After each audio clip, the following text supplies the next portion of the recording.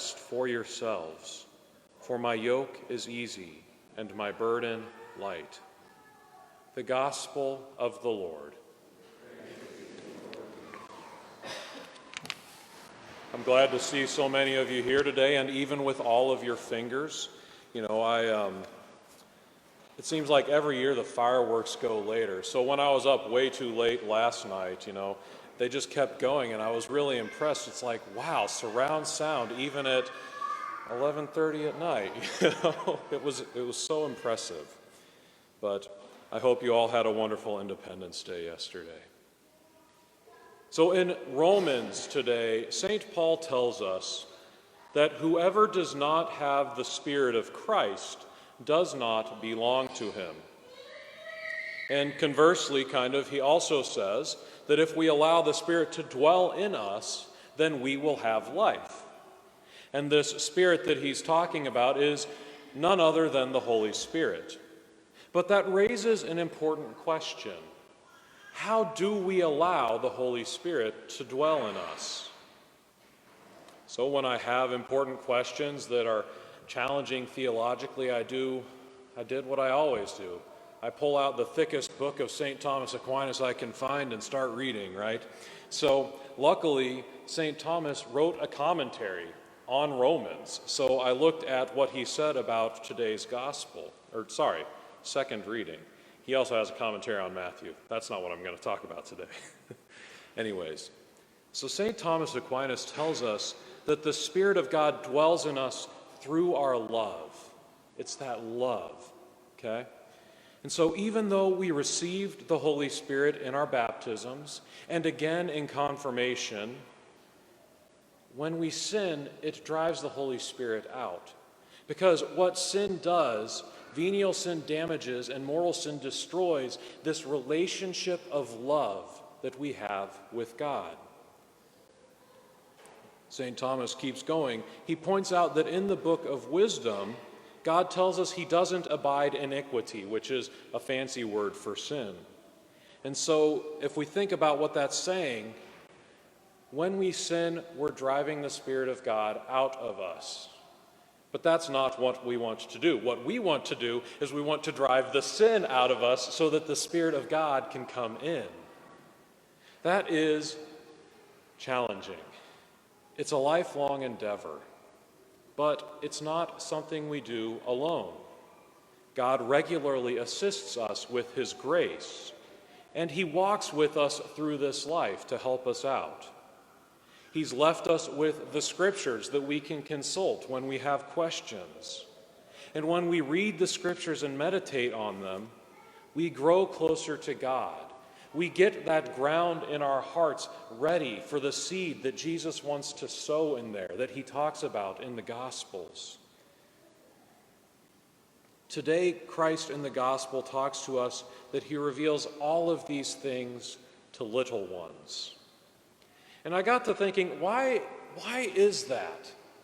He talks about this more than once, that he reveals things to the little ones. It's never the mature adults, it's always the little ones. And so, there's a lot of reasons. Maybe Jesus just thinks kids are cuter, Who doesn't want to hold the baby, right? That's possible. But as I thought about it a little more seriously, I realized that perhaps it's because children have not yet lost that sense of wonder or their sense of openness to new things and to new people. Because if you look, a child is not afraid to look up at the clouds or at the stars to see amazing things, shapes and plants and animals and people and whatever their imagination can come up with. A child, probably to the horror of many parents, is not usually afraid to go and talk to someone they don't know. A child is going to trust his or her parents, or, let's be honest, they're probably going to trust anyone who's 3 or 4 feet taller than them, right? A child wants to know more and more and more all of the time. And so they're always seeking out new experiences, new adventures, new friends. They always want to hear a story. You know, my goddaughter a few weeks ago, she wanted me to tell her a story, and I said, I don't know any stories. Well, she said, just make one up then. It's like, okay, they don't care. They just want to experience things, and it's beautiful. But sometimes a child also recognizes that he or she is wrong because they have humility. They haven't learned to be afraid of it yet. Zechariah, in today's first reading, tells us that our Messiah will be humble as well, because unlike the Roman emperors or the kings of that day, he wasn't going to ride into his royal city on a horse. He was going to do it on a donkey or an ass, because when do you get to say that at church, right? Anyways, we also hear it in the gospel. He says, I am meek and humble of heart. And so these three traits of children, their humility, their wonder, and their openness to all things, I think those are essential to growing in love. And no matter how hard we try to hold on to all of these things, it's a struggle to maintain them as we age. I mean, I ask myself some of these questions. When was the last time I just looked up at the clouds or stared at the stars? Fireworks don't count. Those are way too exciting not to look at, right? Or when was the last time I admitted to myself that maybe I'm not the smartest person in the room? When was the last time I allowed someone to actually teach me? Or when was the last time I admitted I was wrong? Not counting that looking at the sky question, none of these are fun questions. They make you uneasy. They kind of churn your stomach a little bit. But when I got to thinking about the answers, they were even more disturbing. Because I realized that for me, the answer to all of these questions is, it's been longer than it should have been. Because we don't like to be wrong. We live in a society that proclaims that truth is whatever we make it. We make our own truths.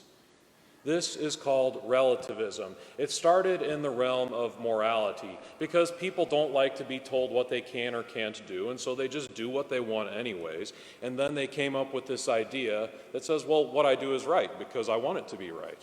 I mean, I'm caricaturing it a little bit for the sake of not spending 3 hours explaining it, but this relativism has infected every area of our society.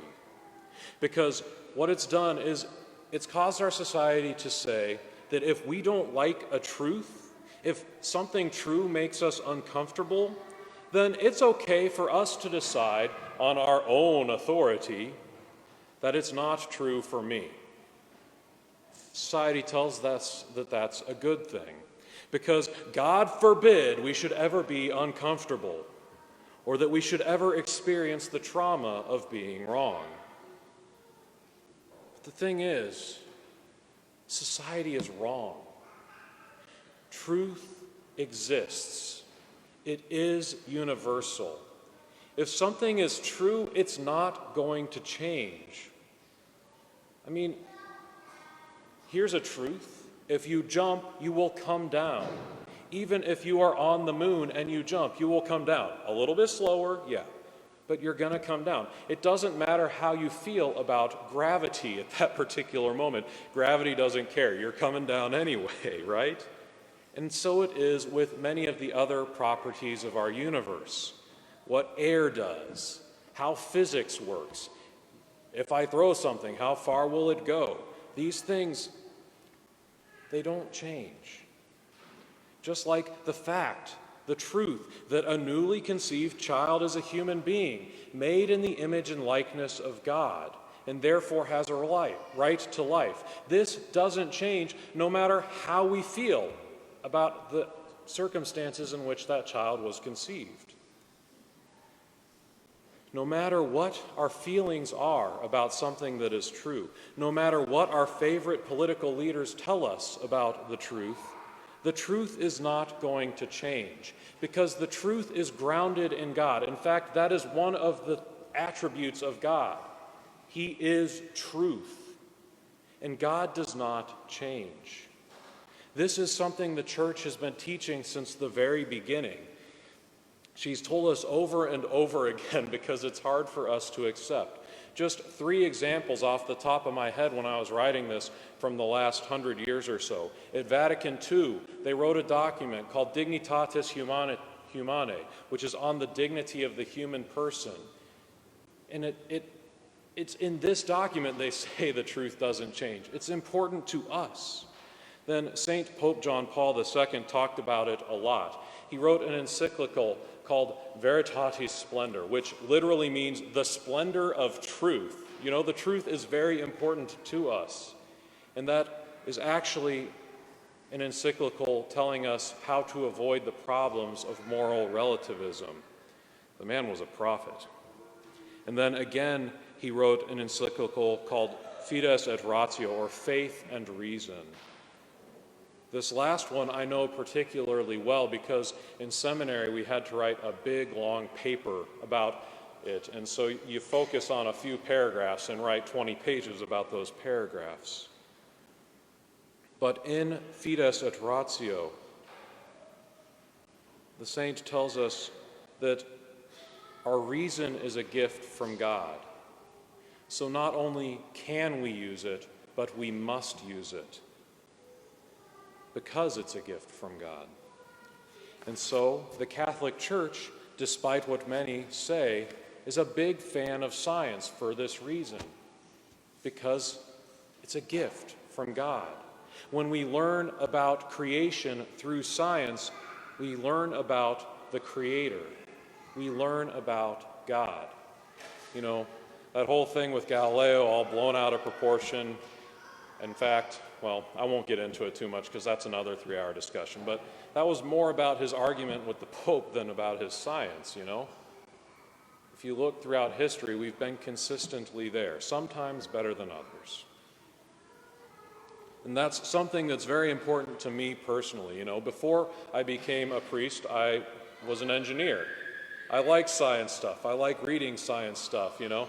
As I was, until recently, I need to bring my subscription back. I had subscriptions to 4 different kinds of magazines. We had theology, we had cooking, we had video games, and we had science, all right? I need to get the science one back, but the internet does a great job of it. But lately I have been reading articles in scientific journals because that's where the good stuff always shows up before everybody else gets to it.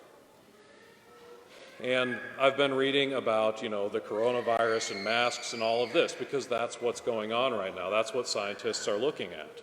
And so I found this one called The Physics of Fluids. There's a whole magazine about the physics of fluids. Now, if that's not nerdy, I don't know what is. So, of course, I'm intrigued, right? And they have one called Visualizing the Effectiveness of Face Masks in Obstructing Respiratory Jets. So I looked at it and I said, what in the heck are they talking about? They simulated coughing, and they tried different types of masks to see what happens to this particle cloud that gets expelled. So, like good scientists, they set up their control, you know, without a mask, and their simulated cough would go 8 feet, this cloud of stuff. If they put a bandana on, dropped it in half to 3.7 feet.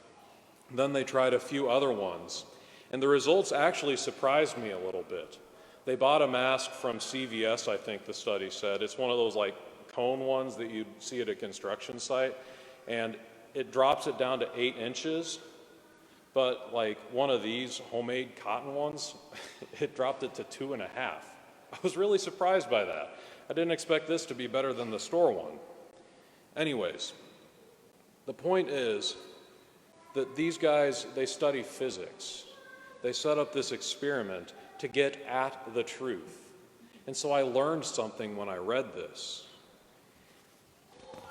The problem is that after we learn the truth and inform ourselves, there's another step we have to take as Catholics, because the truth is important. we have to allow the truth to inform our actions. So you probably noticed that I'm wearing this more right now. That's not a mistake. It is intentional. It's not necessarily because the government told me I have to, although they do have the authority to do that.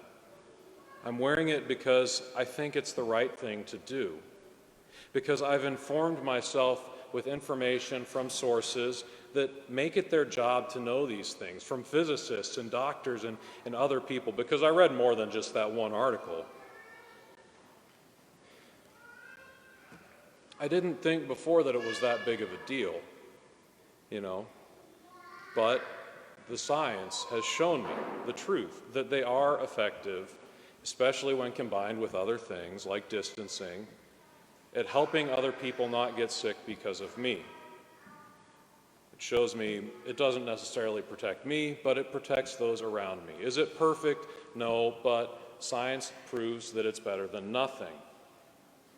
Honestly, I don't really want to, but what I want and what I feel, like I said earlier, that doesn't change what is true. Because another truth is that God demands that I love my neighbor as myself, always. If I don't love my neighbor, it means I can't love God, because it means my love is messed up. And if I can't love God, it means I'm not allowing the Holy Spirit to live in me. God asks us to do things on a regular basis that we don't want to do, for the good of ourselves or for the good of others. This is, in fact, the essence of what Christian love is. We sacrifice for ourselves. We sacrifice of ourselves, for the good of the other. Like married people, you know all about this, right? You love your spouse, but sometimes it's a real sacrifice, As a priest, it works a little bit different for me, because daily, the sacrifice I think about is the sacrifice of Jesus on the cross, and how I recognize that's probably not something that he really wanted to do. But why did he do it? He did it because he loves me. He loves each one of us. He did it to eradicate and conquer something much more contagious and perfidious than the coronavirus. He did it to eradicate sin, the original disease, the thing that originally caused death. So he suffered. I think if he can do that, I can probably wear a mask, That's just the priestly character, right? So, brothers and sisters, let's always seek the truth, like children, with openness and humility. Let's let this truth inform our actions so that we can truly love our neighbor, and in doing so, love God and open our hearts to the life-giving Spirit of God.